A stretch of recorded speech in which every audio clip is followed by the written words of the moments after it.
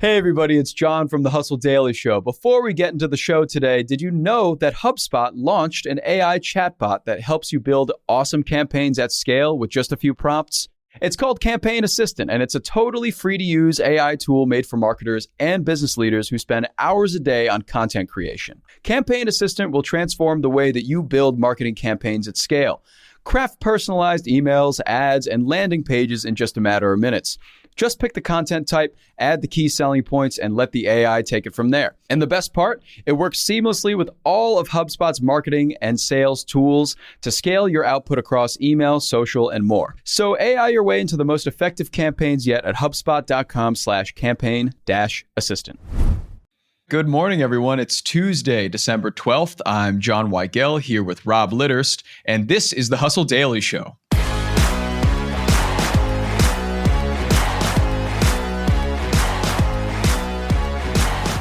The big news today is that ex-WeWork's CEO Adam Neumann's new startup, Flow, is just beginning to take shape in the form of apartment buildings.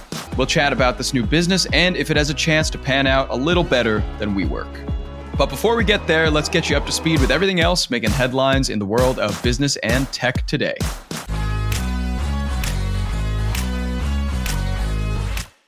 Kicking us off, a few weeks fresh out of the Thanksgiving Day parade, Arc House Management and Brigade Capital Management submitted a $5.8 billion offer to buy Macy's. The deal would turn the retail chain, which includes 500 Macy's department stores as well as Bloomingdale's stores, into a private company.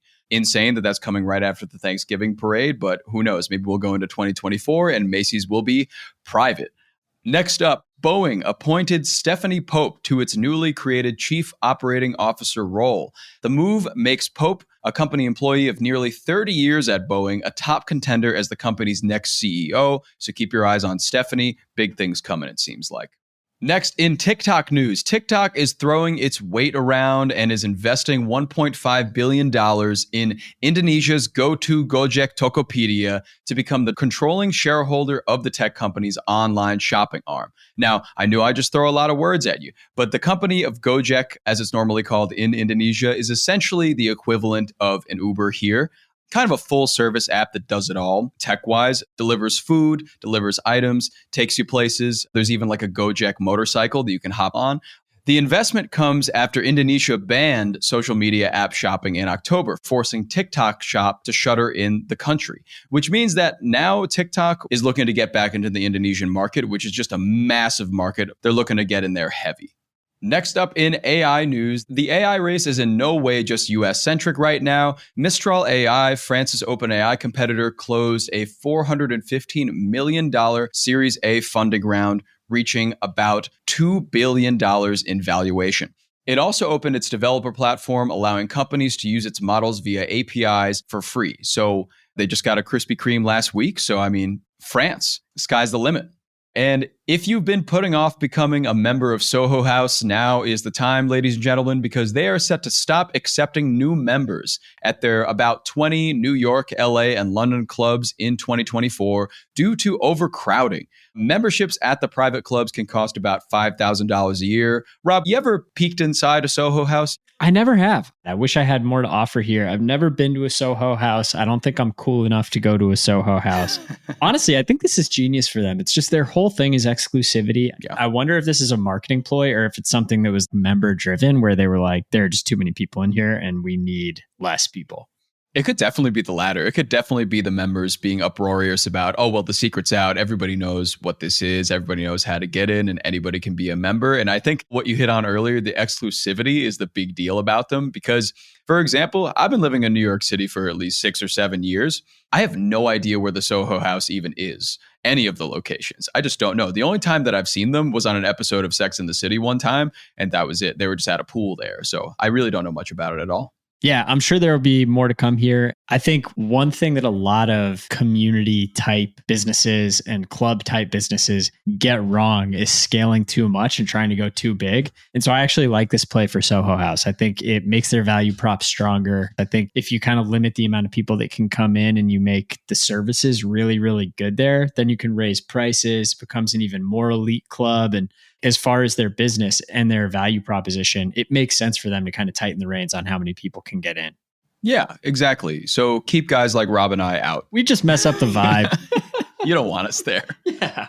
All right. And finally, our last bit of news before our main story. Netflix added another live sporting event to its lineup. It's going to be a tennis match between Rafael Nadal and Carlos Alcaraz. The Netflix Slam, it's being called, will broadcast live from Vegas in March. It's going to feature additional matchups before the Spanish tennis stars take the court. Something like this is really cool, but it also really points to streaming companies moving in on the live sports space even further. Yeah. Oh, it's really cool. I think Netflix has been dipping its toes very, very slowly in sports. It seems like they have a very specific strategy here. Like they're really going for kind of big event style sports matches, which is really smart. And they're not the first subscription entertainment company to do this. If you remember to way back in the day, HBO has been doing this forever. That's right. They've had boxing matches and some other things that have kind of been interspersed around their prestige shows and content to keep people subscribed even after their big show ends. The classic, like, oh, Game of Thrones is over. Like, I guess I'm going to unsubscribe from HBO. Yeah. Well, if there's a boxing match that's coming up that you really want to see, then maybe you'll stay subscribed.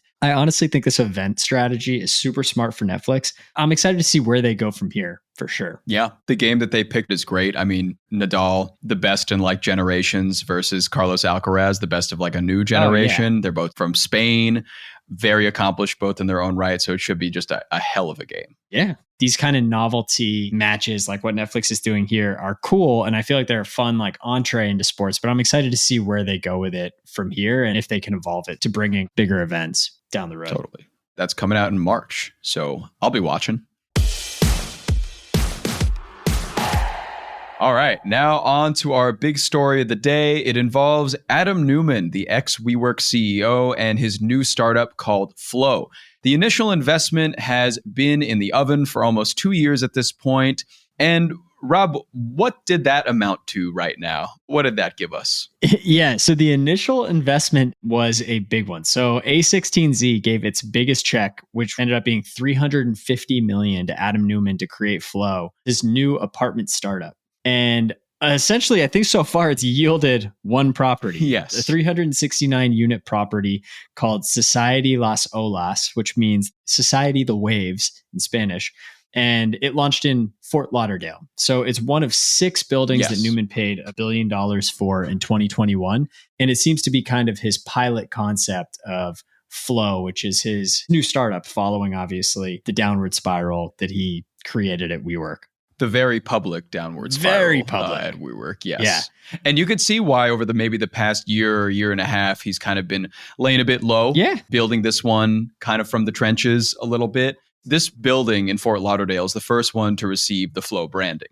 So it has over 600 units in the building. So they're massive. And he has 5 more. Yeah. So he seems to be rolling this out a bit slowly, but it seems to be working. Yeah. I mean, looking back on Adam Neumann, it feels like he got off very, very easily for everything that happened at WeWork. Yeah. There were all these red flags about him, like self-dealing and all of these weird things that were in his name that just like did not seem like things that should have been in his name. Mm-hmm. He got away pretty unscathed. I mean, I think he exited with like $1 billion.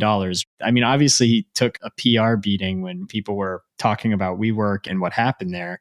The thing about Flow that I don't really understand is there is some of that same kind of like wishy-washy messaging about what this company is doing that existed at WeWork. I think if Adam Neumann had just kept the messaging of what WeWork does really simple and didn't try to go into this, oh, we're going to like change your life and we're going to be this new community for the world. And if he had just kind of focused on the fact that it's like collaborative workspaces for people that are like working remotely or want to go somewhere other than working from home, I think WeWork could have been a really good business. Obviously, the pandemic kind of rattled that. But it was a lot of this strange, like wooey messaging that was going on about WeWork that I think kind of turned some people off. And there is definitely some of that going on at Flow. Yeah, you definitely notice. I mean, in this Business Insider article, Ben Bergman, the writer, went to the Flow building to check it out and gave intel on it. And a lot of his descriptions really echo of a WeWorkification of an apartment building, making it more open, more social, remodeling a lot of places, having like a poolside place, having like fitness classes next to a revamped gym around like where people do yoga in the afternoons, concierge staff. So, I mean, it really sounds kind of like this building is becoming a WeWork, but also a place to live. Yeah. So a We Live. Yeah, We Live. To your point, like everything that you just listed is kind of table stakes, I think, for any modern apartment building, right? For sure. Obviously, like not all apartment buildings have restaurants, but that's not uncommon. A concierge staff, an app that residents can use to communicate, that's definitely interesting. But at the end of the day, like I don't think that's the craziest differentiator from, say, just having email threads. Yes. I struggle to really see like how he's differentiating here and how this goes beyond just really cool modern apartment complexes. And if that's all it is, then that's totally cool. Yeah. I honestly think that could be a really good business. Is it just a modern apartment complex? Like, sure, that's a great business. A lot of great apartment complexes have been popping up everywhere. Right. Is it that, or is it this is a revolutionary new thing that you've never seen before and that's going to unite us all in community? Yeah. It's really like you're not sure where the branding lies. Yeah, not 100% sure. And I mean, I think there is something I saw about residents somehow getting some sort of equity in Flow, which obviously doesn't happen with a typical apartment complex, Yes. but it's not entirely clear how that works and if it's even happening so far with this first property. So I'm not really sure where that's going, but obviously that would be a difference as well. Like if your residents are actually getting equity in the apartment. That's an interesting model, but I also don't really understand how that would work if they're renting. Yeah. And speaking of renting, what's the price on this monthly? It's actually not as high as you would think. So a one bed at Las Olas is $2,100, which is only a little bit more than the average at Fort Lauderdale for a one bed, which is $2,000. So really like right in line with the rest of the market, which is interesting. You would think they would try to go for a premium market if they're providing all of these novel services. But maybe what we're seeing here is that they are well aware that they're not offering anything incredibly new. I don't know, $2,000 a month average sounds quite a lot to me, surprisingly, for Fort Lauderdale. Yeah, I can't profess to be fluent in Fort Lauderdale real estate either. Who knows? This real estate market has been pretty tough, I think. And so It doesn't surprise me that the prices are pretty high, but definitely interesting to me that they're not going for a more upmarket or kind of premium crowd, I guess. Yeah. Also, let's keep in mind, this is the first building with the Flow branding. They're still testing it out, it seems. It's kind of a slow churn a bit. So we'll see if any of these pop up in the near future, and we will let you know.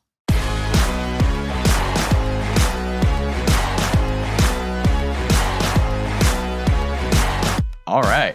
And that'll do it for us today, everybody. Thanks for tuning in to the Hustle Daily Show. We are a proud part of the HubSpot podcast network. Our editor today is Robert Hartwig, and our executive producer is Darren Clarke. We've got a lot more tech and business coverage in our newsletter. If you're not subscribed, go get yourself signed up at thehustle.co/email. We'll see you tomorrow, everybody.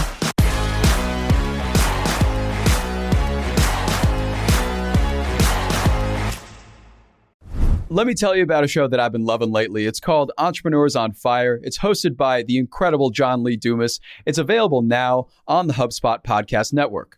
Entrepreneurs on Fire stokes inspiration and shares strategies to fire up your entrepreneurial journey and create the life that you've always dreamed of. I'm a big fan of this podcast. It has energy, it has value, and it's all about learning about entrepreneurship. I was just listening to an episode the other day. JLD interviewed Jay Rogers, who was such a wealth of information. He kind of went into how entrepreneurship chooses you. You don't necessarily choose it, and that failure only happens when you stop trying to win. A lot of gems in this one. So I'd highly recommend checking out that particular episode along with the rest. So go listen to Entrepreneurs on Fire wherever you get your podcasts.